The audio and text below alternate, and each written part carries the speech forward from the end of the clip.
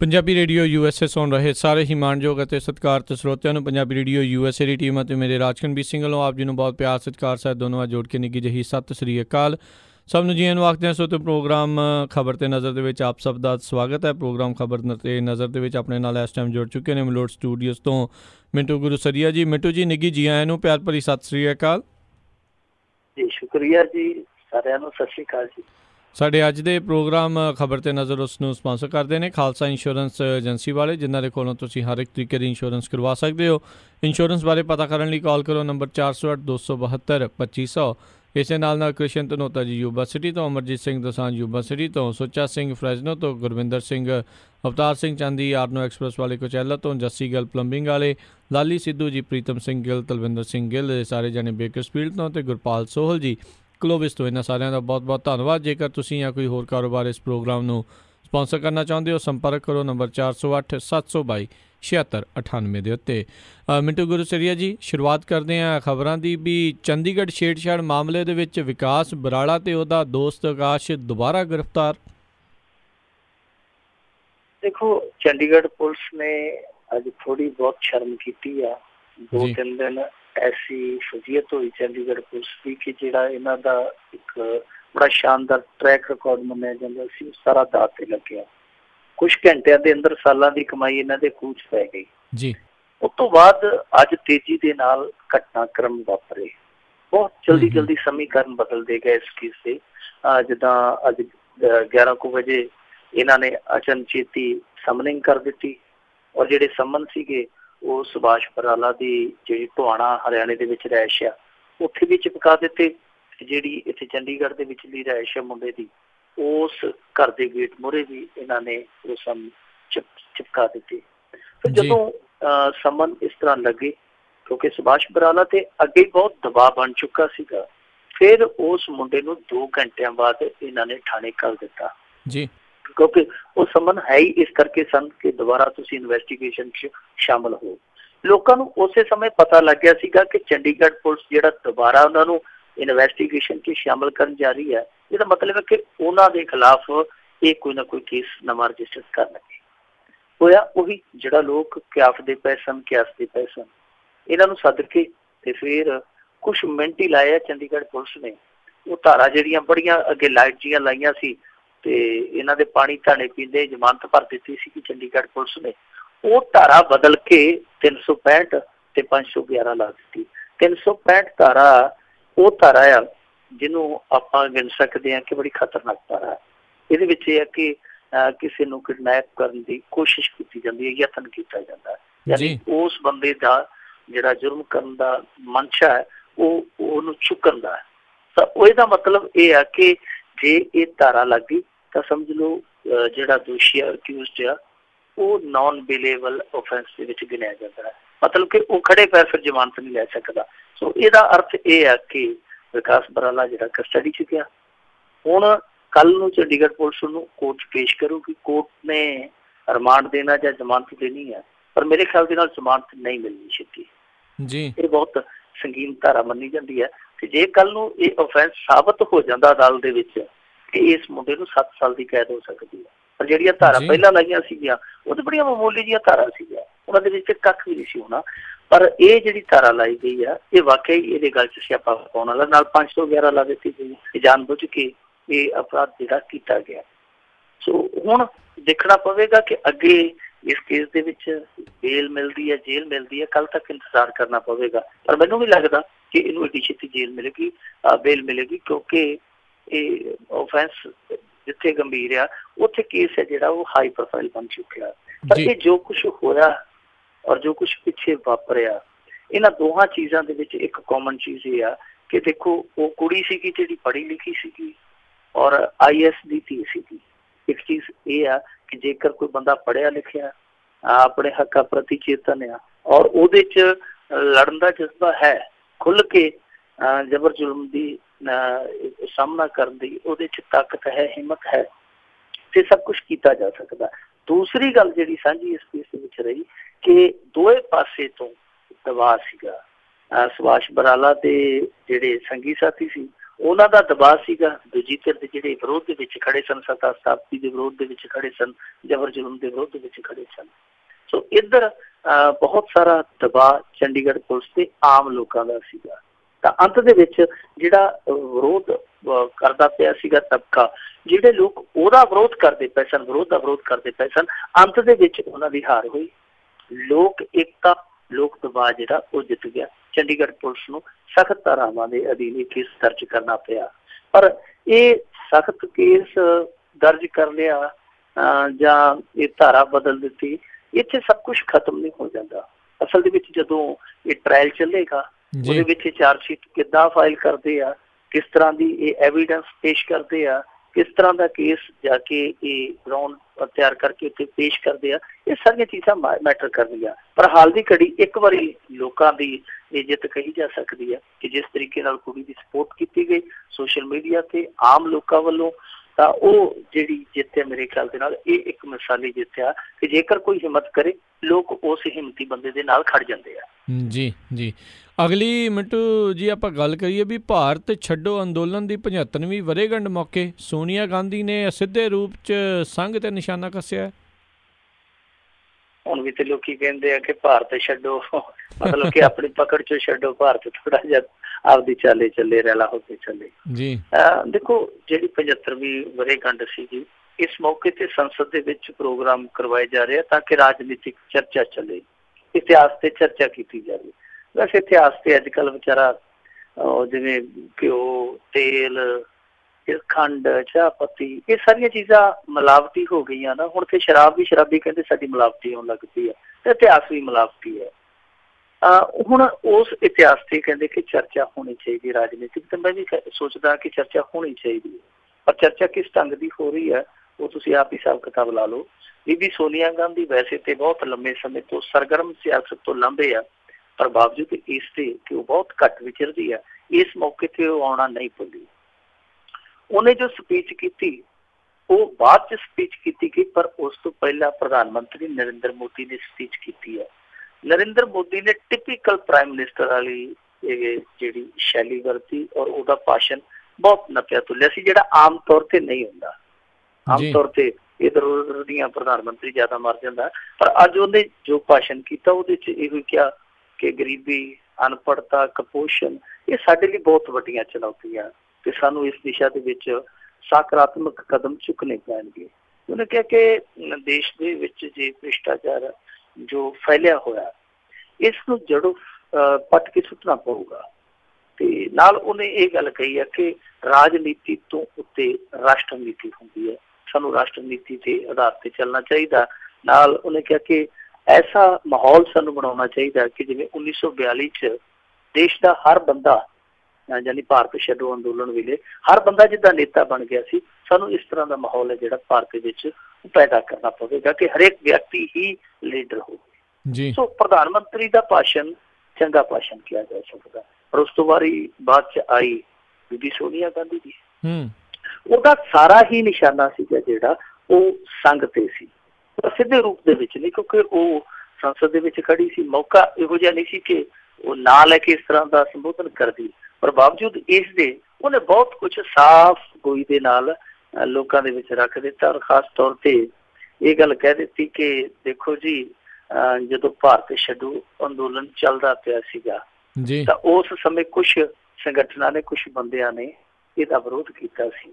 ਉਹਦਾ ਸਿੱਧੇ ਤੌਰ ਤੇ ਇਸ਼ਾਰਾ ਸੀ ਸੰਘ ਵੱਲ।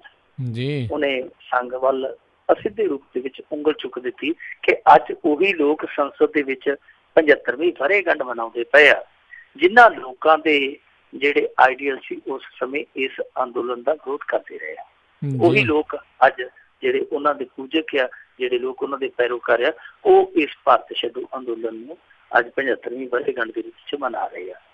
ਤਾਂ ਮੇਰੇ ਖਿਆਲ ਦੇ ਨਾਲ ਦੇਖੋ, ਬੀਬੀ ਸੋਨੀਆ ਗਾਂਧੀ, ਨਹਿਰੂ, ਮਹਾਤਮਾ ਗਾਂਧੀ, ਇਹਨਾਂ ਲੋਕਾਂ ਦੇ ਸਹਾਰੇ ਤੇ ਰਾਜਨੀਤੀ ਕਰ ਕਰਕੇ ਲੋਕਾਂ ਨੂੰ ਇੰਨਾ ਜ਼ਿਆਦਾ ਉਸਨੇ ਉਕਤਾ ਦਿੱਤਾ, ਬੋਰ ਕਰ ਦਿੱਤਾ ਕਿ ਲੋਕ ਇਸ ਤਰ੍ਹਾਂ ਦੀ ਰਾਜਨੀਤੀ ਨਕਾਰ ਰਹੇ ਆ। ਕਦੋਂ ਤੱਕ ਤੁਸੀਂ ਨਹਿਰੂ ਦਾ ਪੱਲਾ ਫੜ ਕੇ, ਗਾਂਧੀ ਦਾ ਪੱਲਾ ਫੜ ਕੇ ਪਾਰ ਲੱਗੋਗੇ? ਹਮੇਸ਼ਾ ਸਾਡੇ ਗਾਂਧੀ ਹੋਰਾਂ ਨੇ ਆਹ ਕੀਤਾ, ਸਾਡੇ ਨਹਿਰੂ ਹੋਰਾਂ ਨੇ ਆਹ ਕੀਤਾ, ਤੁਸੀਂ ਆਹ ਕੀਤਾ। ਸੰਘ ਦਾ ਆਪਣਾ ਇਤਿਹਾਸ ਆ 1947 ਤੋਂ ਪਹਿਲਾਂ ਜੋ ਉਹਨਾਂ ਨੇ ਕੀਤਾ। ਹੁਣ ਜੇ ਇਹ ਗੱਲ ਬੀਬੀ ਸੋਨੀਆ ਗਾਂਧੀ ਕਹਿੰਦੀ ਆ ਕਿ ਉਦੋਂ ਇਹਨਾਂ ਨੇ ਮੁਖਾਲਫਤ ਕੀਤੀ ਹੈ ਭਾਰਤ ਛੱਡੋ ਅੰਦੋਲਨ ਦੀ, ਚਾਹੇ ਸਿੱਧੇ ਰੂਪ 'ਚ ਕਹਿੰਦੀ ਆ, ਪਰ ਇੱਥੇ ਇੱਕ ਸਵਾਲ ਹੋਰ ਵੀ ਪੈਦਾ ਹੁੰਦਾ ਰਾਜਕਰਨਜੀਤ ਸਿੰਘ ਜੀ। ਉਹ ਸਵਾਲ ਇਹ ਆ ਕਿ ਉਸ ਸਮੇਂ ਤੇ ਕਾਮਰੇਡਾਂ ਨੇ ਵੀ ਵਿਰੋਧ ਕੀਤਾ ਸੀ, ਉਸ ਸਮੇਂ ਜਿਨਾਹ ਨੇ ਵੀ ਵਿਰੋਧ ਕੀਤਾ ਸੀ, ਪਰ ਜਿਹੜੇ, ਕਿਉਂਕਿ ਜਿਨਾਹ ਦਾ ਤੇ ਚਲੋ ਵਿੱਚੋਂ ਵਰਕਾ ਹੀ ਪਾੜ ਗਿਆ, ਜਿਹੜੇ ਕਾਮਰੇਡ ਆ ਉਹ ਤੇ ਤੁਹਾਡੇ ਅੱਜ ਵੀ ਅਲਾਇੰਸ ਦੇ ਸਾਥੀ ਆ। ਤੁਸੀਂ ਜੇ ਸੰਘ ਦੀ ਮੁਖਾਲਫਤ ਨੂੰ ਸੰਸਦ 'ਚ ਖੜ ਕੇ ਇਸ ਤਰ੍ਹਾਂ ਟੌਂਚਬਾਜ਼ੀ ਕਰਦੇ ਹੋ, ਤੇ ਸਰ ਜਿਹੜੇ ਤੁਹਾਡੇ ਨਾਲ ਅਲਾਇੰਸ ਦੇ ਸਾਥੀ ਹੈ, ਜੋ ਉਹਨਾਂ ਦੇ ਵੱਡੇ ਵਡੇਰਿਆਂ ਨੇ ਉਸ ਸਮੇਂ ਵਿਰੋਧ ਕੀਤਾ ਸੀ, ਤੁਸੀਂ ਉਹਨੂੰ ਕਿਹੜੀ ਤੱਕੜੀ 'ਚ ਤੋੜਦੇ ਹੋ? ਸੋ ਇਹ ਬੀਬੀ ਸੋਨੀਆ ਗਾਂਧੀ ਦੀ ਘਸੀ ਪਿੱਟੀ ਰਾਜਨੀਤੀ ਹੈ ਜਿੱਥੇ ਰਹੀ ਹੈ। ਮੈਂ ਜਿਵੇਂ ਅੱਗੇ ਕਿਹਾ ਕਿ ਸੰਘ ਦਾ ਆਪਣਾ ਇਤਿਹਾਸ ਆ, ਉਹ ਇਤਿਹਾਸ ਕਦੇ ਨਹੀਂ ਮਿਲ ਸਕਦਾ ਜੋ ਉਹਨਾਂ ਨੇ 47 ਤੋਂ ਪਹਿਲਾਂ ਕੀਤਾ। ਜਿਸ ਤਰੀਕੇ ਦੀ ਉਹਨਾਂ ਦੀ ਕਾਰਜ ਪ੍ਰਣਾਲੀ ਉਸ ਦੌਰ ਦੇ ਵਿੱਚ ਰਹੀ, ਜਿਸ ਤਰ੍ਹਾਂ ਦੀ ਉਹਨਾਂ ਦੀ ਵਿਚਾਰਧਾਰਾ ਉਸ ਸਮੇਂ ਰਹੀ, ਉਹ ਇੱਕ ਅਲੱਗ ਵਿਸ਼ਾ ਹੈਗਾ ਇਸਦਾ।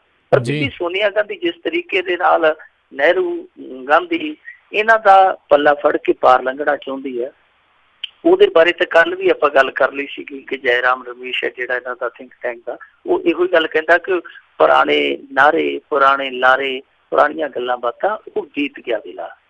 ਹੁਣ ਕਾਂਗਰਸ ਜਿਹੜੀ ਹੈ ਉਹਨੂੰ ਕੁਛ ਨਾ ਕੁਛ ਨਵਾਂ ਕਰਨਾ ਪਊਗਾ, ਨਹੀਂ ਤੇ ਇਹ ਮਿਟ ਜਾਏਗੀ। ਸੋ ਬੀਬੀ ਸੋਨੀਆ ਗਾਂਧੀ ਦੀ ਇਹ ਕੋਸ਼ਿਸ਼ ਹੈ ਕਿ ਕਿਸੇ ਤਰੀਕੇ ਦੇ ਨਾਲ ਇਸ ਸੰਕਟ ਦੇ ਵਿੱਚੋਂ ਵੀ ਸਾਨੂੰ ਗਾਂਧੀ ਔਰ ਨਹਿਰੂ ਉਂਗਲ ਫੜ ਕੇ ਪਾਰ ਕਰ ਦੇਵੇ, ਪਰ ਏਦਾਂ ਨਹੀਂ ਪਾਰ ਹੋਇਆ ਜਾਣਾ। ਤੁਹਾਨੂੰ ਮੌਕਾ ਮਿਲਿਆ ਸੀ, ਤੁਸੀਂ 10 ਸਾਲ ਜੋ ਕੀਤਾ, ਜੋ ਕਰਾਇਆ, ਉਹ ਤੁਹਾਡਾ ਕੀਤਾ ਕਰਾਇਆ ਨਾ ਸਿਰਫ ਅੱਜ ਤੁਹਾਡੇ ਸਾਹਮਣੇ ਆ, ਦੇਸ਼ ਦੇ ਹੋਰ ਵੀ ਬਹੁਤ ਸਾਰੇ ਲੋਕਾਂ ਦੇ ਸਾਹਮਣੇ ਫਲ ਦੇ ਰੂਪ ਦੇ ਵਿੱਚ ਪਿਆ ਹੈ। ਜੀ ਜੀ। ਤੇ ਮਿੰਟੂ ਗੁਰਸ਼ਰੇ ਜੀ, ਅਗਲੀ ਆਪਾਂ ਗੱਲ ਕਰਦੇ ਹਾਂ ਵੀ ਭਾਰਤ ਦੇ 100 ਸਾਲਾ ਵਿਕਾਸ ਦੇ ਟੀਚੇ ਦਾ ਪਹਿਲਾ ਸੁਪਨਾ ਹੋਇਆ ਚਕਨਾਚੂਰ।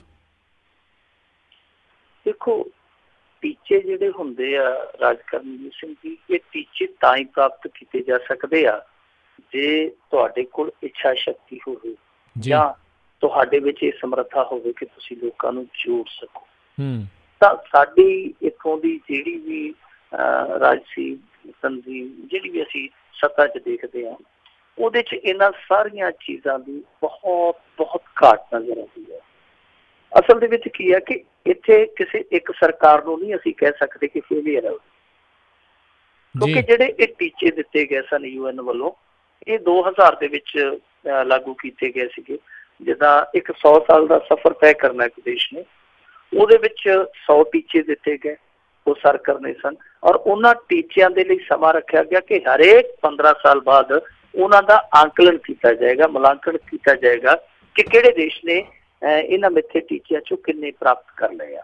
ਸੋ ਭਾਰਤ ਦੀ ਜਿਹੜੀ ਰਿਪੋਰਟ ਆਈ ਹੈ, ਵੈਸੇ ਤਾਂ 2015 'ਚ ਉਹਦਾ ਆਂਕਲਨ ਹੋਇਆ, ਪਰ ਜੋ ਹੁਣ ਆਈ ਹੈ ਰਿਪੋਰਟ ਉਹ ਨਿਰਾਸ਼ ਕਰਨ ਵਾਲੀ ਹੈ। ਕੁਛ ਕੁ ਟੀਚਿਆਂ ਨੂੰ ਤੇ ਇਹਨਾਂ ਨੇ ਸਰ ਕੀਤਾ, ਪਰ ਖਾਸ ਤੌਰ ਤੇ ਭੁੱਖਮਰੀ, ਗਰੀਬੀ ਮਿਟਾਉਣੇ, ਇਹ ਜਾਂ ਜਿਹੜੀ ਪ੍ਰਤੀ ਵਿਅਕਤੀ ਇਨਕਮ ਆ ਇਨਕਰੀਜ਼ ਕਰਨ ਦੇ ਮਾਮਲੇ 'ਚ, ਇਹਨਾਂ ਮੁੱਦਿਆਂ ਤੇ ਜਿਹੜੀ ਸਾਡੀ ਭਾਰਤ ਦੀ ਰਾਜਸੀ ਪ੍ਰਣਾਲੀ ਹੈ ਉਹ ਕਿਤੇ ਨਾ ਕਿਤੇ ਫੇਲ ਹੋਈ ਹੈ। ਦਰਅਸਲ ਇਹਨਾਂ ਨੇ ਮੇਰੇ ਖਿਆਲ ਦੇ ਨਾਲ ਲਗਭਗ 12 ਟੀਚੇ ਪੂਰੇ ਕਰਨੇ ਸੀ ਇਸ ਦੌਰਾਨ, ਇਹਨਾਂ 15 ਸਾਲਾਂ ਦੇ ਵਿੱਚ।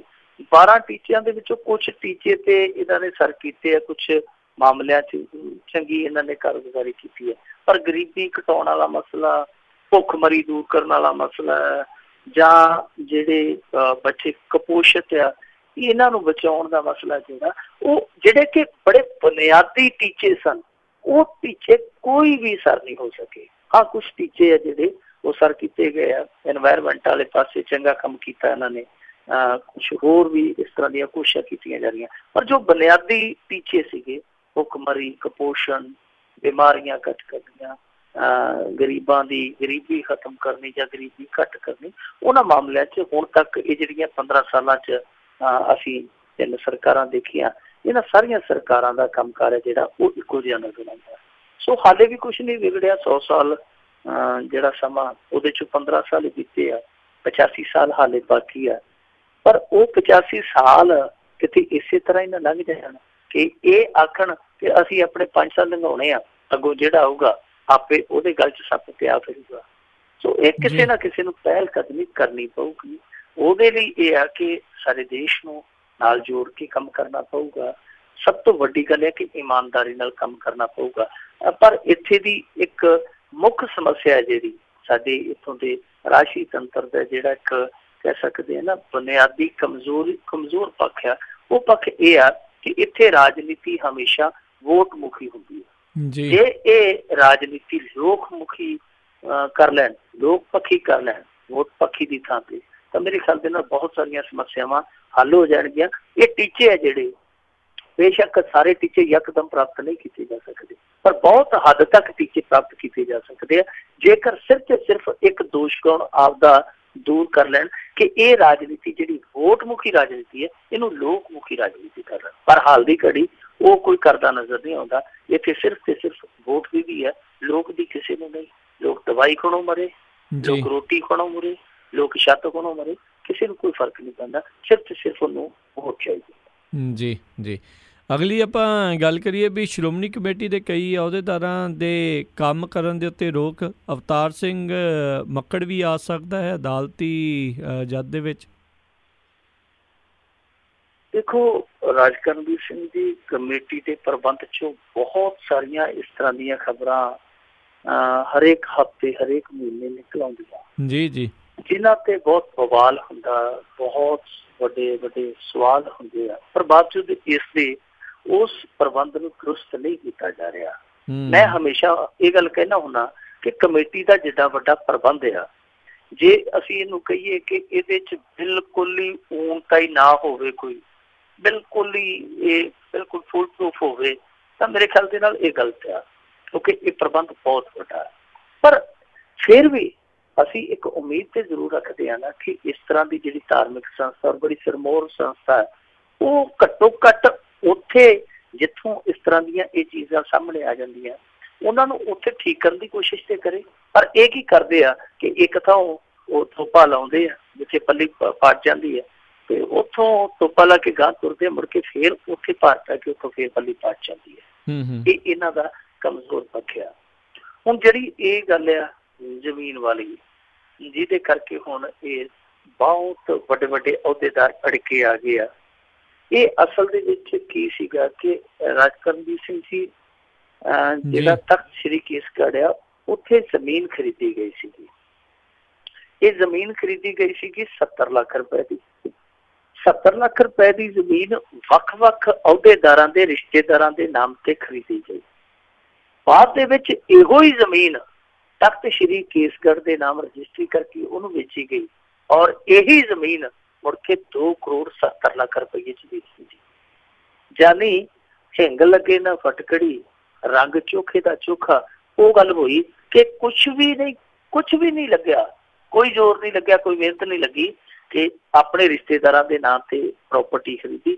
ਉਸ ਤੋਂ ਬਾਅਦ ਅੱਗੇ ਗੁਰੂ ਘਰ ਦੀ ਗੋਲਕ ਨੂੰ ਵੇਚ ਦਿੱਤੀ, ਔਰ ਉਹਦੇ ਚੋਂ ਮੋਟਾ ਮੁਨਾਫਾ ਕਮਾ ਲਿਆ। ਕਿੰਨਾ? 2 ਕਰੋੜ। ਯਾਨੀ ਜਿਹੜਾ ਮੂਲ ਖਰਚਿਆ ਸੀਗਾ ਉਹ ਤੋਂ ਕਈ ਗੁਣਾ ਜ਼ਿਆਦਾ ਮੁਨਾਫਾ ਜਿਹੜਾ ਉਹ ਬੈਠੇ ਬਿਠਾਇਆ ਜੇਬ 'ਚ ਪਾ ਲਿਆ। ਫਿਰ ਇਹ ਹੋਇਆ ਕਿ ਜਿਹੜੇ ਬਲਦੇਵ ਸਿੰਘ ਸਿਰਸਾ ਉਹ ਇਹਨਾਂ ਮਾਮਲਿਆਂ 'ਚ ਕਾਫੀ ਐਕਟਿਵ ਹੈ। ਇਹ ਜਿਹੜੀ 13 ਮਰਲੇ ਜਗ੍ਹਾ ਖਰੀਦੀ ਗਈ ਸੀ, ਉਹ ਬਾਅਦ ਦੇ ਵਿੱਚ ਫਿਰ ਇਸ ਮਸਲੇ ਨੂੰ ਲੈ ਕੇ ਗੁਰਦੁਆਰਾ ਜੁਡੀਸ਼ੀਅਲ ਕਮਿਸ਼ਨ ਦੇ ਜੀ ਕਿ 13 ਮਰਲੇ ਐਸੀ ਕਿਹੜੀ ਜ਼ਮੀਨ ਸੀ ਜਿਹੜੀ 2 ਕਰੋੜ 70 ਲੱਖ ਦੀ ਬਣ ਗਈ ਰਾਤੋਂ ਰਾਤ।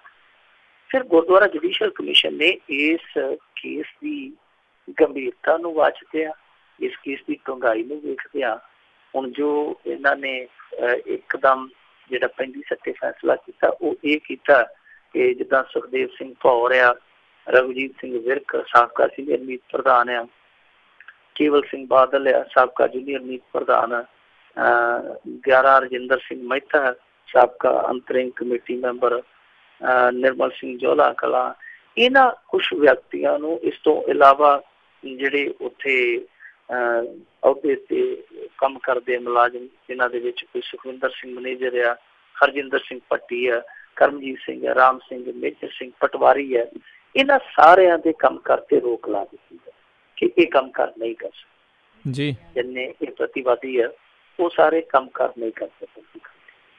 ਦੂਜੀ ਗੱਲ ਇਹ ਕਹਿ ਦਿੱਤੀ ਹੈ ਜੁਡੀਸ਼ੀਅਲ ਕਮਿਸ਼ਨ ਨੇ ਇਹ ਕਰਪਾਲ ਸਿੰਘ ਬਡੂੰਗਰ ਸਾਹਿਬ ਇੱਕ ਕਮੇਟੀ ਬਣਾਉਣਗੇ ਤੁਰੰਤ ਫੁਰੰਤ।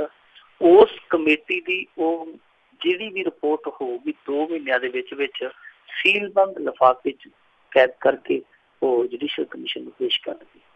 ਜੇ ਉਹ ਨਹੀਂ ਕਰਦੇ ਤੇ ਫਿਰ ਬਡੂੰਗਰ ਸਾਹਿਬ ਤੇ ਵੀ ਕਾਰਵਾਈ ਹੋ ਸਕਦੀ। ਉਹਨਾਂ ਨੇ ਸਾਫ਼ ਸਾਫ਼ ਕਹਿ ਦਿੱਤਾ। ਇਸ ਤੋਂ ਇਲਾਵਾ ਹੁਣ ਅਵਤਾਰ ਸਿੰਘ ਮੱਕੜ ਹੋਰਾਂ ਨੂੰ ਵੀ ਬੁਲਾਇਆ ਜਾ ਰਿਹਾ ਕਿਉਂਕਿ ਉਸ ਸਮੇਂ ਪ੍ਰਧਾਨ ਤੇ ਹੋਈ ਸੀ। ਜੀ ਜੀ, ਉਮੀਦ ਕੀਤੀ ਜਾ ਰਹੀ ਹੈ ਕਿ ਅਵਤਾਰ ਸਿੰਘ ਮੱਕੜ ਹੈ ਜਿਹੜਾ ਉਹ ਇਸ ਤਰੀਕ ਨੂੰ, ਜਿਹੜੀ ਕਿ ਅਗਲੀ ਹੁਣ ਤਰੀਕ ਪੈਣੀ ਹੈ ਇਸ ਮਾਮਲੇ ਦੀ, ਉਸ ਤਰੀਕ ਤੇ ਹੁਣ ਅਵਤਾਰ ਸਿੰਘ ਮੱਕੜ ਵੀ ਇਸ ਕੇਸ ਦੇ ਨਾਲ ਬੰਨਿਆ ਜਾਣਾ। ਜੇ ਇਹ ਸਾਰੇ ਬੰਨੇ ਜਾਂਦੇ ਆ ਕਿਉਂਕਿ ਬਹੁਤ ਵੱਡੇ ਵੱਡੇ ਚਿਹਰੇ, ਰਜਿੰਦਰ ਸਿੰਘ ਮਹਿਤਾ ਵਿੱਚ ਅਵਤਾਰ ਸਿੰਘ ਮੱਕੜ ਦਾ ਨਾਂ, ਸੁਖਦੇਵ ਸਿੰਘ ਭੌਰ ਆ, ਸੋ ਇਹਦੇ ਸਲੀਕੇ ਦੇ ਜਿਹੜੇ ਇਹ ਲੀਡਰ ਸਾਰੇ ਇਸ ਮਾਮਲੇ 'ਚ ਆ ਜਾਣੇ, ਉਹ ਇੱਕ ਕਮੇਟੀ ਲਈ ਕਹਿ ਸਕਦੇ ਕਿ ਹੋਰ ਨਾਕਾਮੀ। ਕੋਈ ਪ੍ਰਬੰਧਾਂ ਦੀ ਊਨਤਾ ਹੀ ਹੈ ਕਿ ਰਾਤੋਂ ਰਾਤ ਜ਼ਮੀਨਾਂ ਖਰੀਦ ਕੇ ਰਾਤੋਂ ਰਾਤ ਅਗਾਂਹ ਗੁਰੂ ਦੀਆਂ ਗੋਲਕਾਂ ਨੂੰ ਵੇਚੀਆਂ ਜਾਂਦੀਆਂ ਤੇ ਕੋਈ ਕਰਦਾ ਹੀ ਕੁਛ ਨਹੀਂ, ਕੋਈ ਬੋਲਦਾ ਹੀ ਕੁਛ ਨਹੀਂ ਕਿ ਕਿਸੇ ਨੂੰ ਇਸ ਮਾਮਲੇ ਦਾ ਪਤਾ ਨਾ ਲੱਗਿਆ ਹੋਊਗਾ। ਲੋਕਾਂ ਨੂੰ ਪਤਾ ਆ ਫਤਿਹਗੜ੍ਹ ਸਾਹਿਬ ਜ਼ਿਲ੍ਹੇ ਦੇ ਵਿੱਚ ਜਿਹੜੀ ਜ਼ਮੀਨ ਖਰੀਦੀ ਸੀ ਉਹਦਾ ਵੀ ਤੇ ਇਹੋ ਰੌਲਾ ਸੀ। ਉਹ ਦੋਸ਼ ਲੱਗਦਾ ਸੀਗਾ ਕਿ ਉਸ ਇਲਾਕੇ ਦੇ ਵਿੱਚ ਜਿਹੜੀ ਵਧੀਆ ਤੋਂ ਵਧੀਆ ਜ਼ਮੀਨ ਆ ਉਹ 20 ਕੁ ਲੱਖ ਨੂੰ ਆ ਤੇ ਜਿਹੜਾ ਸੌਦਾ ਕੀਤਾ ਜਾ ਰਿਹਾ ਉਹ 40-45 ਲੱਖ ਨੂੰ ਕਿੱਲੇ ਦਾ ਕੀਤਾ ਜਾ ਰਿਹਾ, ਜਦ ਕਿ ਫਤਿਹਗੜ੍ਹ ਸਾਹਿਬ ਦੇ ਵਿੱਚ ਕਮੇਟੀ ਨੂੰ ਦੱਸਦੀ ਹੈ ਕਿ ਜ਼ਮੀਨ ਦੀ ਕੋਈ ਥੋੜ੍ਹੀ ਹੈ ਨਹੀਂ, ਇਹਨਾਂ ਦੇ ਕੋਲ ਜ਼ਮੀਨ ਵੱਧ ਪਈ ਹੈ। ਪਟਿਆਲੇ ਦੇ ਵਿੱਚ ਵੀ ਜ਼ਮੀਨ ਖਰੀਦਣ ਦੀ ਕੋਸ਼ਿਸ਼ ਕੀਤੀ ਗਈ ਸੀ, ਉੱਥੇ ਵੀ ਸੌਦੇਬਾਜ਼ੀ ਇਸੇ ਤਰ੍ਹਾਂ ਦੀ ਕੀਤੀ ਜਾ ਰਹੀ ਸੀ, ਪਰ ਐਨ ਮੌਕੇ ਤੇ ਸੁਖਬੀਰ ਸਿੰਘ ਬਾਦਲ ਤੱਕ ਕੁਛ ਬੰਦਿਆਂ ਨੇ ਪਹੁੰਚ ਕਰ ਲਈ, ਉਹ ਸੌਦਾ ਰੁਕ ਗਿਆ ਸੀ। ਉਦੋਂ ਵੀ ਇਹੋ ਗੱਲਾਂ ਸੁਣਨ ਨੂੰ ਮਿਲਦੀਆਂ ਸੀ। ਸੋ ਇਹ ਜਿਹੜੇ ਜ਼ਮੀਨੀ ਸੌਦੇ ਆ ਉਹ ਸਾਰੇ ਹੀ ਵਿਵਾਦਾਂ ਦੇ ਵਿੱਚ ਘਿਰਦੇ ਆ, ਕੋਈ ਇੱਕ ਅੱਧ ਨਹੀਂ। ਪਰ ਇਹ ਜਿਹੜਾ ਸੌਦਾ ਹੈ ਉਹ ਇਸ ਕਰਕੇ ਕਾਨੂੰਨ ਦੀ ਜ਼ਦ 'ਚ ਆ ਗਿਆ, ਜੁਡੀਸ਼ੀਅਲ ਕਮਿਸ਼ਨ ਦੇ ਕੋਲ ਪਹੁੰਚ ਗਿਆ ਕਿਉਂਕਿ ਇੱਥੇ ਸਿਰਫ ਤੇ ਸਿਰਫ 13 ਮਰਲਿਆਂ 'ਚੋਂ 2 ਕਰੋੜ ਦੀ ਇਕੱਠੀ ਕੀਤੀ ਗਈ। ਹੁਣ ਦੂਜੇ ਮਾਮਲੇ ਕਿਹੜਾ ਵਿਚਾਰੇਗਾ, ਕਿਹੜਾ ਪੁੰਚਨ ਕਰੇਗਾ, ਉਹ ਤੇ ਸਵਾਲ ਆਪਣੀ ਥਾਂ ਤੇ ਆ। ਸਭ ਤੋਂ ਵੱਡਾ ਸਵਾਲ ਤੇ ਹੁਣ ਇਹ ਆ ਕਿ ਜਿਹੜੇ ਇਹ ਬੰਦੇ ਇਸ ਸਮੇਂ ਕਾਨੂੰਨੀ ਕਾਰਵਾਈ ਦੇ ਦਾਇਰੇ 'ਚ ਆ ਗਏ ਆ, ਮੰਨ ਲਓ ਜੇ ਕੱਲ ਨੂੰ ਇਹਨਾਂ ਤੇ ਕੋਈ ਮਾਮਲਾ ਚੱਲ ਪੈਂਦਾ ਤਾਂ ਉਸ ਸੂਰਤ ਦੇ ਵਿੱਚ, ਉਸ ਹਾਲਾਤ ਦੇ ਵਿੱਚ ਕੀ ਕਮੇਟੀ ਇਹਨਾਂ ਨੂੰ ਫਾਰਗ ਕਰੇਗੀ? ਇਹ ਵੀ ਇੱਕ ਬਹੁਤ ਵੱਡਾ ਸਵਾਲ ਆ। ਉਂਝ ਇਹ ਜ਼ਮੀਨੀ ਸੌਦੇ ਆ ਜਿਹੜੇ, ਇਹ ਇਕੱਲੇ ਜ਼ਮੀਨੀ ਸੌਦੇ ਚਰਚਾ ਨਹੀਂ, ਕੁਛ ਦਲਾਲ ਇਸ ਕਿਸਮ ਦੇ ਵਿੱਚ ਕੰਮ ਕਰਦੇ ਪਏ ਆ, ਉਹਨਾਂ ਦੇ ਵੀ ਬਹੁਤ ਚਰਚੇ ਆ ਕਿ ਉਹ ਇੱਕ ਥਾਂ ਜ਼ਮੀਨ ਦੱਸਦੇ ਆ ਕਿ ਉਹਦਾ ਚੌਂਕਾ ਚੱਕ ਦਿਓ, ਉੱਥੋਂ ਚੱਕ ਕੇ ਫਿਰ ਅੱਗੇ ਆਪ ਹੀ ਸਲਾਹ ਦਿੰਦੇ ਆ ਕਿ ਇੱਥੇ ਇਹਨੂੰ ਵੇਚ ਦਿਓ ਜਾਂ ਇੱਧਰ ਐ ਕਰ ਲਓ।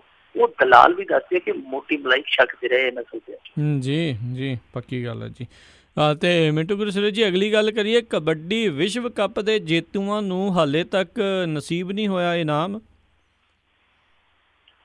ਚਲੋ ਇਨਾਮ ਦੀ ਗੱਲ ਤੇ ਛੱਡੋ, ਸ਼ੁਕਰ ਕਰੋ ਕਿ ਉਹੋ ਜੀ ਹਾਲਤ ਨਹੀਂ ਹੋਈ ਜਿਹੋ ਜੀ ਪਹਿਲੇ ਵਰਲਡ ਕੱਪ ਵੇਲੇ ਵਰਲਡ ਕੱਪ ਜੇਤੂ ਕੁੜੀਆਂ ਦੀ ਹੋਈ ਸੀ।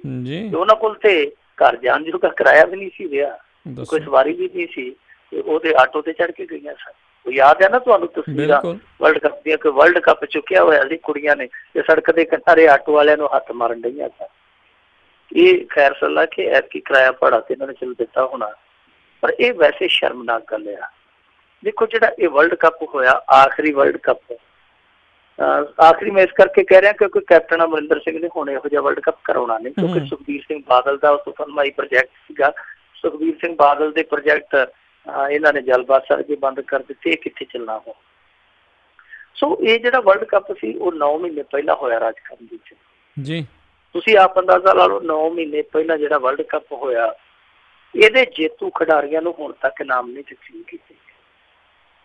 ਕਿਉਂ ਨਹੀਂ ਕੀਤੇ ਕਿ ਪਤਾ ਨਹੀਂ, ਪਰ ਸਭ ਤੋਂ ਵੱਡਾ ਸਵਾਲ ਇਹ ਆ ਕਿ ਕਰੋੜਾਂ ਦੇ ਜਿਹੜੇ ਨਾਮ ਰੱਖੇ ਤੁਸੀਂ ਦਿੱਤੇ ਕਿਉਂ ਨਹੀਂ? ਜਿਹੜੇ ਤੁਹਾਡੇ ਵਰਲਡ ਕੱਪ ਦੇ ਵਿੱਚ ਤੁਹਾਡੇ ਲੋਕਾਂ ਨੂੰ, ਤੁਹਾਡੇ ਸਮਰਥਕਾਂ ਨੂੰ ਜਾਂ ਤੁਹਾਨੂੰ ਇੰਟਰਟੇਨ ਕਰਨ ਆਉਂਦੇ ਕਲਾਕਾਰ, ਉਹਨਾਂ ਦੇ ਖਾਤਿਆਂ 'ਚ ਪਹਿਲਾਂ ਪੈਸੇ ਪੈ ਜਾਂਦੇ ਆ ਕਿ ਤੁਸੀਂ ਆਓ ਸੇਵਾ ਕਰਨ, ਆਹ ਪੈਸਾ ਚੱਕੋ, ਆਹ ਫੀਸ ਚੱਕੋ, ਤੁਹਾਡੀ ਸਾਰਾ ਕੁਛ, ਤੁਹਾਡੀਆਂ ਟਿਕਟਾਂ ਵੀ ਅਸੀਂ ਬੁੱਕ ਕਰਾਈਆਂ, ਤੁਸੀਂ ਆਓ ਸਹੀ ਬੰਬਿਓ, ਇੱਥੇ ਠੁਮਕੇ ਲਾ ਕੇ ਚਲੇ ਜਾਓ, ਇਹ ਪੈਸੇ ਤੁਹਾਨੂੰ ਪਹਿਲਾਂ ਦਿੱਤੇ ਆ। ਤੇ ਜਿਹੜੇ ਖਿਡਾਰੀ ਇਸ ਵਰਲਡ ਕੱਪ ਲਈ ਸਾਲਾਂ ਤੱਕ ਪਸੀਨਾ ਵਹਾਉਂਦੇ ਰਹੇ, ਮਿਹਨਤ ਕਰਦੇ ਰਹੇ ਔਰ ਇਨਾਮ ਜਿੱਤਣ ਲਈ ਗਰਾਊਂਡ ਦੇ ਵਿੱਚ ਸੱਟਾਂ ਖਾਂਦੇ ਰਹੇ, ਪੇਟਾਂ ਖਾਂਦੇ ਰਹੇ, ਆਪਣਾ ਖੂਨ ਡੋਲਦੇ ਰਹੇ, ਕਿਉਂਕਿ ਖਿਡਾਰੀ ਵੀ ਇੱਕ ਮਜ਼ਦੂਰ ਆ ਰਾਜਕਰਨ ਜੀ। ਜੇ ਅਸੀਂ ਕਹਿੰਦੇ ਆ ਕਿ ਇੱਕ ਮਜ਼ਦੂਰ ਦਾ ਪਸੀਨਾ ਸੁੱਕਣ ਤੋਂ ਪਹਿਲਾਂ ਉਹਦੀ ਮਜ਼ਦੂਰੀ ਮਿਲ ਜਾਣੀ ਚਾਹੀਦੀ ਉਹਨੂੰ, ਤੇ ਫਿਰ ਇੱਕ ਖਿਡਾਰੀ ਤੇ ਵੀ ਤੇ ਇਹ ਨਿਯਮ ਲਾਗੂ ਹੁੰਦਾ ਨਾ, ਕਿਉਂਕਿ ਉਹਦੀ ਵੀ ਲਹੂ ਪਸੀਨੇ ਦੀ ਕਮਾਈ ਆ ਜੀ, ਉਹਨੇ ਵੀ ਆਪਣੀ ਜਾਨ ਲਾਈ ਹੁੰਦੀ ਹੈ ਜਿੱਤਣ ਲਈ। ਸੋ ਤੁਸੀਂ ਆਪ ਅੰਦਾਜ਼ਾ ਲਾ ਲਓ ਕਿ ਜਿਹੜੇ ਲੋਕਾਂ ਨੇ ਇੰਨੀ ਮਿਹਨਤ ਦੇ ਨਾਲ ਵਰਲਡ ਕੱਪ ਜਿੱਤਿਆ, ਚਾਹੇ ਉਹ ਰਨਰ ਅਪ ਵੀ ਰਹੇ, ਚਾਹੇ ਉਹ ਤੀਜੇ ਨੰਬਰ ਤੇ ਵੀ ਰਹੇ, ਉਹ ਜਿਹੜੇ ਟੌਪ ਦੇ 3 ਸੀਗੇ, ਉਹ ਦੋਵਾਂ ਵਰਗਾਂ ਚੋਂ ਤਿੰਨੇ ਹੀ ਦੇਸ਼ ਜਿਹੜੇ ਆ ਉਹ ਹਾਲੇ ਤੱਕ ਇਨਾਮ ਦੇ ਹੱਕਦਾਰ ਨਹੀਂ ਬਣੇ ਜੀ। ਹੁਣ ਸੁਖਬੀਰ ਸਿੰਘ ਨੇ ਬਾਦਲ ਦਾ ਕੀ ਇਨਾਮ ਦੇਣਾ ਹੈ? ਉਹ ਤਾਂ ਵੱਧ ਤੋਂ ਵੱਧ ਇਹ ਕਹਿ ਸਕਦਾ ਹੈ ਕਿ ਗਾਏ ਬਗਾਏ ਚੰਡੀਗੜ੍ਹੋਂ ਜੇ ਕਿਤੇ ਮੇਰੀ ਬਾਤ ਤੇ ਫ੍ਰੀ ਆਉਣਾ ਤੇ ਆ ਜਾਓ, ਤੁਹਾਨੂੰ ਫਿਲਮ ਦਿਖਾ ਦਿਆਂਗੇ, ਹੋਰ ਤੇ ਸਾਡੇ ਕੋਲ ਕੋਈ ਚਾਰਾ ਨਹੀਂ ਹੈਗਾ। ਪਰ ਕੈਪਟਨ ਅਮਰਿੰਦਰ ਸਿੰਘ ਨੂੰ ਇਸ ਬਾਰੇ ਜ਼ਰੂਰ ਸੋਚਣਾ ਚਾਹੀਦਾ। ਖਿਡਾਰੀਆਂ ਦਾ ਹੱਕ ਨਹੀਂ ਮਰਨਾ ਚਾਹੀਦਾ। ਸਰਕਾਰ ਬਦਲੀ ਹੈ, ਬੇਸ਼ੱਕ ਬਦਲੀ ਹੈ, ਪਰ ਜੇ ਇਹਨਾਂ ਖਿਡਾਰੀਆਂ ਦਾ ਇਨਾਮ ਮਰਦਾ ਹੈ ਤੇ ਇਹ ਬਹੁਤ ਵੱਡਾ ਕਲੰਕ ਹੋਏਗਾ, ਬਹੁਤ ਵੱਡੀ ਨਮੋਸ਼ੀ ਹੋਏਗੀ। ਔਖੇ ਸੌਖਿਆਂ ਜੇ ਸਲਾਹਕਾਰਾਂ ਦੀਆਂ ਤਨਖਾਹਾਂ ਵਧਾਈਆਂ ਜਾ ਸਕਦੀਆਂ, ਜੇ ਮਨਪ੍ਰੀਤ ਬਾਦਲ ਵੱਲੋਂ ਇੱਕ ਪ੍ਰਾਈਵੇਟ ਸਕੂਲ ਨੂੰ ਚੈੱਕ ਕੱਟ ਕੇ ਦਿੱਤਾ ਜਾ ਸਕਦਾ, ਹੋਰ ਬਹੁਤ ਸਾਰੇ ਇਸ ਤਰ੍ਹਾਂ ਖੱਪੇ ਜਿਹੜੇ ਉਹ ਭਰੇ ਜਾ ਸਕਦੇ ਨੋਟਾਂ ਨਾਲ, ਤਾਂ ਫਿਰ ਇਹਨਾਂ ਹੱਕਦਾਰ ਖਿਡਾਰੀਆਂ ਦੀ ਵੀ ਝੋਲੀ ਨਾਮ ਨਾਲ ਭਰ ਦੇਣੀ ਚਾਹੀਦੀ ਹੈ। ਜੀ ਜੀ। ਅਗਲੀ ਆਪਾਂ ਮਿੰਟੂ ਗੁਰਸਰੇ ਜੀ ਗੱਲ ਕਰੀਏ, HS ਫੂਲਕਾ ਹੋਣਾ ਨੇ 127 ਕਰੋੜ ਦਾ ਨਵਾਂ ਅਨਾਜ ਘੁਟਾਲਾ ਕੱਢਿਆ, ਇਹਦੇ ਚੋਂ ਹੀ ਦੇ ਦਿੰਦੇ ਵਿਚਾਰਿਆਂ ਨੂੰ। ਦੇਖੋ ਰਾਜਕਰਨ, ਇਹ ਜਿਹੜਾ ਨਵਾਂ ਅਨਾਜ ਘੁਟਾਲਾ ਤਾਂ ਨਹੀਂ ਕਿਹਾ ਜਾ ਸਕਦਾ, ਕਿਉਂਕਿ ਜਿਹੜਾ ਇਹਨਾਂ ਨੇ ਇਹ ਅਨਾਜ ਘੁਟਾਲਾ ਕੱਢ ਕੇ ਲਿਆਂਦਾ ਵਾ, ਇਹ ਆਲਰੇਡੀ ਲੋਕਾਂ ਦੇ ਸਾਹਮਣੇ ਆ ਚੁੱਕਾ। ਇਹਨਾਂ ਨੇ ਜੋ ਇਹ ਘੁਟਾਲਾ ਕੱਢ ਕੇ ਲਿਆਂਦਾ, ਉਹਦੇ 'ਚ ਦੱਸਿਆ ਕਿ ਜਿਹੜੀ ਕਣਕ ਵੰਡੀ ਜਾਂਦੀ ਸੀ, ਜਿੱਦਾਂ ਸਾਡੇ ਇੱਥੇ ਜਿਹੜੇ ਆਟਾ ਦਾਲ ਸਕੀਮ ਵਾਲੇ ਕਾਰਡ ਹੋਲਡਰ, ਵੈਸੇ ਤੇ ਸਾਰਾ ਪੰਜਾਬ ਹੀ ਹੈ, ਬਾਦਲ ਸਾਹਿਬ ਨੇ ਕੋਈ ਰਹਿਣ ਹੀ ਨਹੀਂ ਦਿੱਤਾ ਸਿੱਖੇ ਨਾਲ। 1 ਕਰੋੜ 42 ਲੱਖ ਸਾਡੇ ਇੱਥੇ ਲਾਭਪਾਤਰੀ ਹੈ ਮੇਰੇ ਖਿਆਲ ਦੇ ਨਾਲ, ਜੇ ਮੈਂ ਗੱਲ ਕਰਾਂ ਜੀ। ਸੋ ਉਹ ਸਾਰੇ ਜਿੰਨੇ ਲਾਭਪਾਤਰੀ ਜਿਹੜੀ ਇਹ ਕਣਕ ਲੈਂਦੇ ਸਨ, ਫੂਲਕਾ ਸਾਹਿਬ ਨੇ ਇਹ ਰਾਜ਼ ਖੋਲਿਆ ਕਿ ਅਸਲ ਦੇ ਵਿੱਚ ਹਰੇਕ ਬੋਰੀ ਚੋਂ 3-3 ਕਿਲੋ ਕਣਕ ਕੱਢ ਲਈ ਜਾਂਦੀ ਸੀ। ਯਾਨੀ ਉਹ 2 ਵਾਰੀ ਜੇ ਛਮਾਈ ਬਾਅਦ ਆਉਂਦੀ ਸੀ ਕਣਕ, ਤਾਂ ਹਰੇਕ ਲਾਭਪਾਤਰੀ ਦੇ ਖਾਤੇ ਚੋਂ 6 ਕਿਲੋ ਕਣਕ ਕੱਢ ਲਈ ਜਾਂਦੀ, ਚੋਰੀ ਕਰ ਲਈ ਜਾਂਦੀ, ਤੇ ਉਹਦਾ ਵਜਨ ਵਧਾ ਦਿੱਤਾ ਜਾਂਦਾ। ਹੁਣ ਫੂਲਕਾ ਸਾਹਿਬ ਨੇ ਇਹ ਨਹੀਂ ਦੱਸਿਆ ਕਿ ਉਹਦੇ 'ਚ ਮਿੱਟੀ ਪਾਈ ਜਾਂਦੀ ਸੀ ਜਾਂ ਉਹਦੇ 'ਚ ਪਾਣੀ ਪਾਇਆ ਜਾਂਦਾ, ਕਿਉਂਕਿ 2 ਫਾਰਮੂਲੇ ਜ਼ਿਆਦਾ ਵਰਤੇ ਜਾਂਦੇ। ਹੁਣ ਇਹਨਾਂ ਨੇ ਕੁੱਲ ਇਸ ਚੋਰੀ ਦਾ ਜਿਹੜਾ ਫਿਗਰ ਜੋੜਿਆ, ਉਹ ਜੋੜਿਆ ਕਿ 127 ਕਰੋੜ ਰੁਪਏ ਦੀ ਚੋਰੀ ਇਸ ਤਰ੍ਹਾਂ ਹੋਈ ਹੈ ਜੀ। ਮਾਮਲਾ ਗੰਭੀਰ ਹੈ, ਔਰ ਇਹ ਇਲਜ਼ਾਮ ਪੈਂਦੀ ਸੱਟੇ ਝੂਠੇ ਨਹੀਂ ਜਾਂਦੇ। ਕਿਉਂਕਿ ਕੈਪਟਨ ਸਰਕਾਰ ਜਦੋਂ ਆਈ ਸੀ, ਸ਼ੁਰੂਆਤੀ ਦੌਰ ਦੇ ਵਿੱਚ ਉਹਨਾਂ ਨੇ ਜਿਹੜੀ ਇਸ ਤਰ੍ਹਾਂ ਦੀ ਚੋਰੀ ਚਕਾਰੀ ਤੇ ਸੱਟ ਮਾਰੀ ਸੀ, ਉਹਦੇ ਵਿੱਚੋਂ ਸਭ ਤੋਂ ਪਹਿਲੀ ਕਾਰਵਾਈ ਜਿਹੜੀ ਸੀਗੀ, ਜਿੰਨੀਆਂ ਕਾਰਵਾਈਆਂ ਹੋਈਆਂ ਉਹਨਾਂ ਦੇ ਵਿੱਚੋਂ ਇੱਕ ਪਹਿਲੀ ਕਾਰਵਾਈ ਜਿਹੜੀ ਹੋਈ ਸੀ, ਉਹ ਹੋਈ ਸੀ ਅੰਮ੍ਰਿਤਸਰ। ਉੱਥੇ ਇਹਨਾਂ ਨੇ ਯਕਦਮ 3 ਫੂਡ ਸਪਲਾਈ ਜਿਹੜੇ ਉਹ ਮੁਅੱਤਲ ਕਰ ਦਿੱਤੀ ਸੀ, ਸਿਰਫ ਇਸ ਕਰਕੇ ਕਿਉਂਕਿ ਉਹਨਾਂ ਦੇ ਦੋਸ਼ ਸਾਬਤ ਹੋ ਗਿਆ ਸੀਗਾ। ਜੋ ਫੂਲਕਾ ਸਾਹਿਬ ਗੱਲ ਕਹਿੰਦੇ ਆ ਕਿ ਉਹ ਕਣਕ ਚੋਰੀ ਕਰਕੇ ਇਸ ਤਰ੍ਹਾਂ ਅੱਗੇ ਵੇਚਦੇ ਸਨ, ਪਰ ਜਿਹੜੇ ਵਿਭਾਗ ਦੇ ਸੂਤਰ ਆ, ਜਿਹੜੇ ਸਾਹਮਣੇ ਨਹੀਂ ਆਉਂਦੇ, ਪਰ ਪੱਤਰਕਾਰਾਂ ਨੂੰ ਪਰਦੇ ਦੇ ਪਿੱਛੇ ਕਹਾਣੀ ਕਰ ਸਕਦੇ ਆ, ਉਹ ਕਹਿੰਦੇ ਕਿ ਇਹ 3 ਇਕੱਲੇ ਫੂਡ ਸਪਲਾਈ ਫੈਕਟਰੀ ਇੱਥੇ ਬਹੁਤ ਵੱਡੀ ਤਾਦਾਦ ਦੇ ਵਿੱਚ ਉਹ ਟੋਲਾ ਫਿਰਦਾ ਜਿਨ੍ਹਾਂ ਨੇ ਇਸ ਵਕਤ ਦੀ ਜਗ੍ਹਾ 'ਚ ਹੱਥ ਕੀਤੇ ਆ। ਇਹ ਤੇ ਛੋਟੇ ਮੋਟੇ ਚੋਰ ਹੈ ਜਿਹੜੇ ਰਗੜੇ ਗਏ, ਜਿਹੜੇ ਫੜੇ ਗਏ ਚੋਰ ਹੈ ਜਿਹੜੇ ਬਚ ਕੇ ਆ ਗਏ। ਤੋ ਇਹਦੇ ਵਿੱਚ ਇਹ ਤੇ ਕੋਈ ਗੁੰਜਾਇਸ਼ ਹੈ ਨਹੀਂ ਕਿ ਅਸੀਂ ਇਸ ਦੋਸ਼ ਨੂੰ ਹਟਾ ਦਈਏ, ਕਿਉਂਕਿ ਇਸ ਤਰ੍ਹਾਂ ਦੀ ਇਹ ਕਾਰਵਾਈ ਕੈਪਟਨ ਸਰਕਾਰ ਦੇ ਵਿੱਚ ਸਾਹਮਣੇ ਆਈ ਹੈ ਜੀ। ਹੁਣ ਦੋਸ਼ ਇਹ ਜਿਹੜੇ ਲਾ ਰਹੇ ਆ ਫੂਲਕਾ ਸਾਹਿਬ, ਇਹਨਾਂ ਦੋਸ਼ਾਂ ਨੂੰ ਨਿਰਧਾਰਤ ਅੱਗੇ ਕੌਣ ਕਰੂਗਾ, ਔਰ ਜਿਹੜੇ ਵੱਡੇ ਚੋਰ ਹੈ ਉਹਨਾਂ ਨੂੰ ਫੜ ਕੇ ਕੌਣ ਲਿਆਊਗਾ, ਉਹ ਸਭ ਤੋਂ ਵੱਡਾ ਸਵਾਲ ਆ। ਕਿਉਂਕਿ ਜੇ ਇਸ ਪਾਸੇ ਤੁਰਨਾ ਹੀ ਹੁੰਦਾ ਤੇ ਕੈਪਟਨ ਸਰਕਾਰ ਦੇ ਹੱਥ ਜਿਹੜੀ ਲੱਗੇ ਸੀਗੇ, ਉਹਨਾਂ ਤੋਂ ਬਹੁਤ ਕੁਝ ਪੁੱਛਿਆ ਜਾ ਸਕਦਾ, ਪਰ ਜਾਂਚ ਪੜਤਾਲ ਉੱਥੋਂ ਤਿੰਨਾਂ ਤੱਕ ਹੀ ਕੀਮਤ ਕਰਕੇ ਉੱਥੇ ਹੀ ਗੁਰਦ ਕਰ ਦਿੱਤੀ ਸੀ, ਬਾਅਦ ਦੇ ਵਿੱਚ ਕੋਈ ਗੱਲ ਹੀ ਨਹੀਂ ਦੱਸੀ ਸੀ। ਸੋ ਤੋਂ ਅੰਦਾਜ਼ਾ ਲਾਇਆ ਜਾ ਸਕਦਾ ਕਿ ਫੂਲਕਾ ਸਾਹਿਬ ਇਸ ਤਰ੍ਹਾਂ ਦੇ ਜੇ ਸੱਪ ਕੱਢਣੇ ਤੇ ਕੱਢੀ ਜਾਣ, ਕੈਪਟਨ ਅਮਰਿੰਦਰ ਸਿੰਘ ਨੇ ਜੋ ਕਾਰਵਾਈ ਕਰਨੀ ਉਹ ਆਪਣੀ ਮਰਜ਼ੀ ਨਾਲ ਕਰਨੀ ਹੈ। ਉਹਦਾ ਅਨਾਜ ਘੁਟਾਲਿਆਂ ਵੀ ਇੱਥੇ ਲੰਬੀ ਚੌੜੀ ਫਹਿਰਿਸਤ ਆ। ਕੈਗ ਦਾ ਹੁਣ ਇੱਕ ਖੁਲਾਸਾ ਸਾਡੇ ਸਾਹਮਣੇ ਆਇਆ ਨਾ ਕਿ 700 ਕਰੋੜ ਦਾ ਅਨਾਜ ਸੜਿਆ, ਪਰ ਕੁਛ ਲੋਕ ਕਹਿੰਦੇ ਆ ਕਿ ਅਨਾਜ ਇਕੱਲਾ ਸੜਦਾ ਹੀ ਨਹੀਂ, ਇਹ ਸਾੜਿਆ ਵੀ ਜਾਂਦਾ, ਕਿਉਂਕਿ ਮੁੜ ਕੇ ਅੱਧੇ ਰੇਟ ਤੇ ਸ਼ਰਾਬ ਵਾਲੀਆਂ ਫੈਕਟਰੀਆਂ ਨੂੰ ਚੁਕਾਉਣੀ ਹੁੰਦੀ ਹੈ ਕਣਕ, ਤੇ ਉਹਦੇ ਚੋਂ ਕਮਿਸ਼ਨ ਮਲਾਈ ਛਕਣੀ ਹੁੰਦੀ ਹੈ। ਜੀ ਕਣਕ ਕੱਢੀ ਵੀ ਜਾਂਦੀ ਹੈ, ਕਣਕ ਤੇ ਪਾਣੀ ਵੀ ਪਾਇਆ ਜਾਂਦਾ, ਇਸ ਤਰ੍ਹਾਂ ਵੀ ਕਣਕ ਨੂੰ ਗਾਲਿਆ ਜਾਂਦਾ। ਇਹ ਵੀ ਗੱਲਾਂ ਸਾਨੂੰ ਸੁਣਨ ਨੂੰ ਮਿਲੀਆਂ।